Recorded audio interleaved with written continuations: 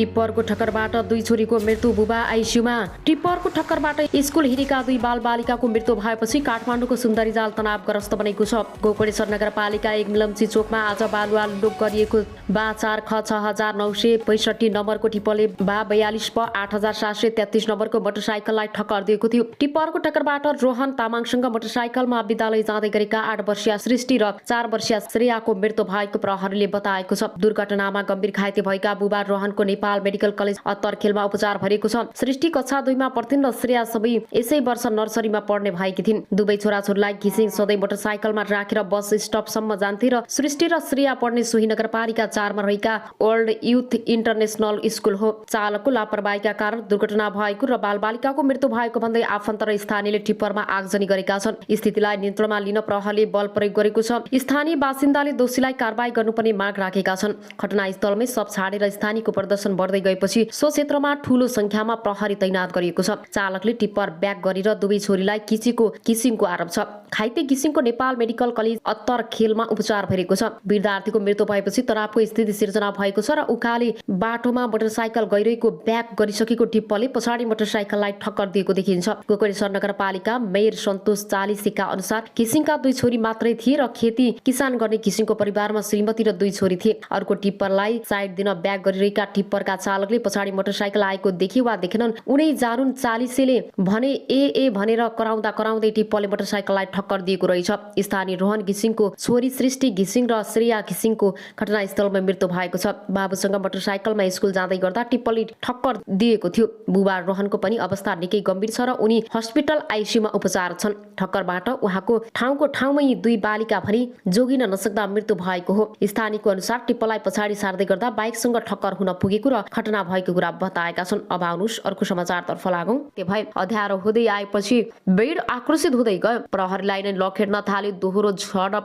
बढ्दै जाँदा रातको 9 बजेको थियो। इलाका प्रहरी कार्यालय लिटाङका प्रहरी निरीक्षक इन्सपेक्टर रोमन राज अर्यालले भने सानो गेटबाट भागा हुन थाल्यो। प्रहरीमाथि सिसाका बोतल ढुङ्गा मुढा बर्सिन थाले। त्यही क्रममा उर्लिएको भिडले उर्मिलामाथि आक्रमण गर्यो। उनले ज्यान जोगाउन सकिनन्। घाँटीमा धारी र हतियारले प्रहार भयो। अरूलाई सुरक्षित गर्न ड्युटीमा खटेकी उर्मिला अपराधीको हातबाट मारिन्। अरूलाई जोगाइन् तर आफू जोगाउन सकिनन्। इन्सपेक्टर अर्याल आफैले उर्मिलालाई मैदानमा उठाउन मोटरसाइकलमा हालेर अस्पताल पठाए। रगत्याम्य उर्मिला अचेत थिइन्। प्रहरी पोसाकमा रगत बाहिरिएको थियो। उनको मुटु धड्कन थिएन। उनलाई अस्पताल मृत घोषणा गर्यो। तर प्रहरी अधिकारीहरूले उर्मिला बाँच्ने आश पहिले गुमाइसकेका थिए। 2076 सालमा प्रहरी सेवामा प्रवेश गरेकी उर्मिलाको 6 महिना अघि मात्रै प्रहरी जवान नवीन श्रेष्ठसँग विवाह भएको थियो। खोटाङ माइतीघर भएकी उर्मिलाको विवाहपछि घर उदयपुर हो। उनका श्रीमान इलाममा कार्यरत थिए। उर्मिलाका दाइ पनि प्रहरी सेवामा मोरङ कार्यरत छन्। अब आउनुहोस् अर्को समाचारतर्फ लागौं।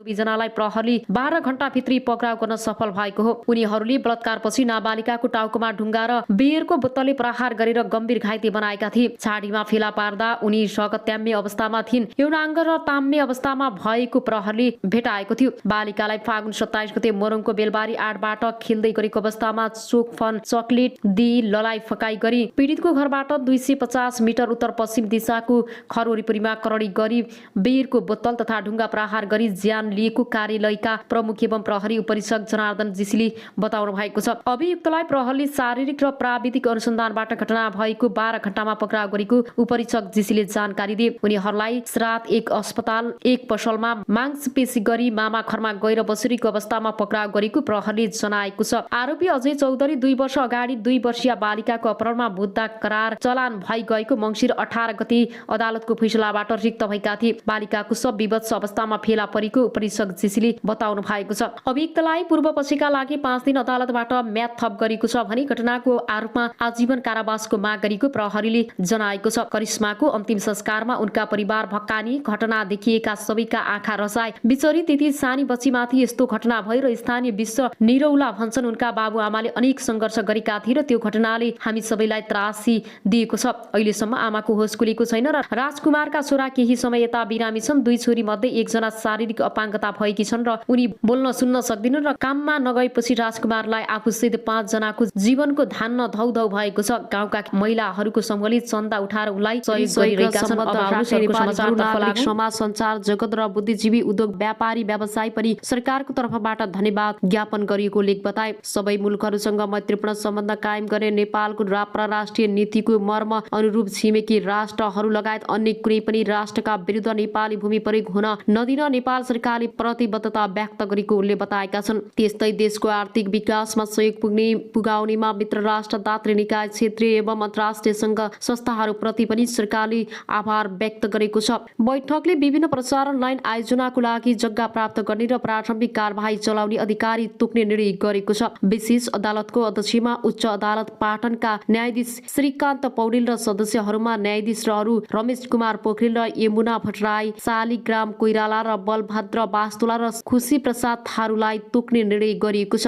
त्यसैगरी राजस्व न्यायाधिकरण काठमाडौँको कानून सदस्य एवं अध्यक्षमा उच्च अदालत पाटनका न्यायाधीश टेक प्रसाद ढुङ्गानालाई तोक्ने निर्णय भएको छ। खानेपानी महसुल निर्धारण आयोगको अध्यक्ष एवं सदस्य सिफारिस समितिको सदस्यमा भूपेन्द्र प्रसाद आर्यलाई नियुक्त गरिएको प्रवक्ता कार्कीले जानकारी दिनुभयो। सरकारले भूतपूर्व ब्रिटिस गोर्खा सैनिकहरूलाई सम्बोधन हुन बाँकी रहेका मागहरूका बारेमा संयुक्त अधिराज्य सरकारसँग वार्ता गर्न संयुक्त अधिराज्यका लागि नेपाली राजदूतको नेतृत्वमा नेपाली प्रतिनिधि मण्डल गर्ने निर्णय गरेको छ।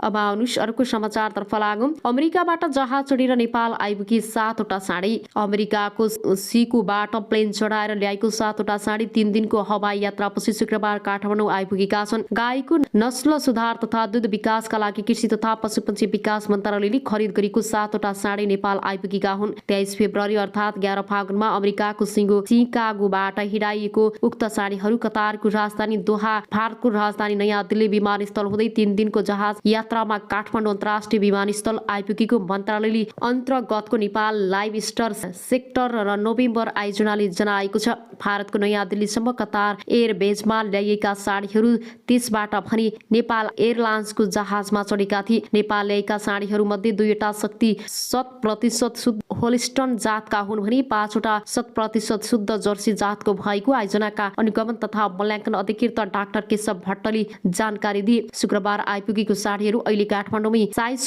आइसोलेसनमा राखिएको र केही दिनमा पोखरामा रहेको बिर्री उत्पादन केन्द्रमा पठाइनेछ। कृत्रिम गर्भधान मार्फत नस्ल सुधार र दूध उत्पादन बढाउन 170 वर्षपछि स्केलमा पहिलो पटक 100% शुद्ध साँढेहरू नेपाल ल्याएका छौं। यस राष्ट्रिय पशु प्रजनन कार्यालय पोखरामा लगेर नस्ल सुधारमा प्रयोग गरिनेछ। भट्टले अनलाइन खबरसँग भने जङ्ग बहादुरले 1907 मा ल्याएपछि पहिलो पटक अमेरिकाबाट साँढे ल्याई आयोजनाको दाबी छ। नेपाल ल्याएका मध्ये 2वटा साँढे शुद्ध होस्टेल र 5वटा जर्सीका साँढे हुन् र 10 देखि 12 महिना उमेरका यी साँढेहरूको कुल 2300 किलो छ। साँढेहरू नेपाल ल्याउन मेडग्रम नामक सप्लायर्सले ठेक्का पाएको थियो र सिकागोदेखि पोखरासम्म पुर्याउन कुल 1,30 लाख सप्लायर्सले ठेक्का पाएको आयोजनाले जनाएको छ। दूधका लागि किसानले व्यावसायिक रूपमा पालेको गाईमा उन्नत जातको नस्ल सुधार गर्न यी साँढेहरू ल्याएको भट्टले बताए। राष्ट्रिय पशु प्रजनन कार्यालय पोखरामा यी साँढे मार्फत संकलन हुने बेरी स्थानीय नेपाली गाईलाई क्रस गराउँदा 50% सम्म गुण सर्छ। यसले हाम्रो गाईहरूको दुग्ध उत्पादन क्षमतामा बढ्छ र अनुगमन तथा मूल्याङ्कन अधिकृत डाक्टर भट्टराईले भने 18 देखि 21 महिनाका हुँदा वयस्क हुने यी साँढेहरूबाट उत्पादन हुने बेरी नस्ल सुधारका लागि उच्च कोटिको हुने राष्ट्रिय पशु प्रजनन कार्यालयले जनाएको छ। अब आउनु सरको समाचारतर्फ लागौं। 2वटा मोर्चाको आकस्मिक बैठक। नेपाल कम्युनिस्ट पार्टीको केन्द्रीय कार्यालय बन्द गर काठमाडौँ बस्यो र नेपालका क्रान्तिकारी देशभक्त प्रगतिशील राजनीतिक शक्ति र नेपाली जनताको राष्ट्रिय रूपमा अस्वीकृत विरोध र देशव्यापी सङ्घर्ष गर्दा गर्दै पनि देउवा सरकार